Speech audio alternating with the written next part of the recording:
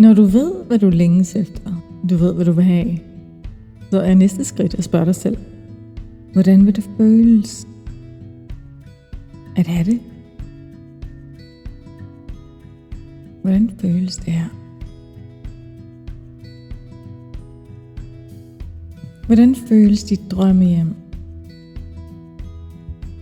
Åben, varm. En følelse af at være taget af, når du kommer hjem. Hvordan føles dit drømmeforhold?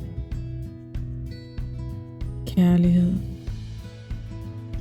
varme, glæde, ro. En følelse af, at hjertet er hjemme. Hvordan føles din drømmekrop? Let.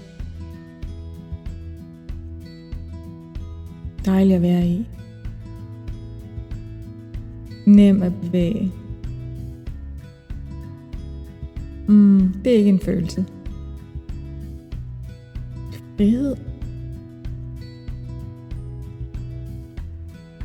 Glæde. Så kom ind til følelsen af, essensen af, hvad du gerne vil have. Det du i virkeligheden vil have er følelsen. Det er grunden til, at du vil have, hvad du vil have. Fordi du tror, at det vil give dig en følelse. Den følelse, du længes efter. Det du i virkeligheden længes efter, er en følelse. Og den har du frit adgang til. Du kan skabe den. Du kan forestille den.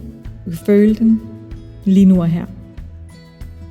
Og når du gør det, så er du på samme spor som resultatet. Din drøm. Og din opgave er at føle disse følelser så ofte som muligt. Vær i disse følelser. Gør det til din hverdag. Indtil i morgen. Jeg hedder Anna Kalla. AKALA.dk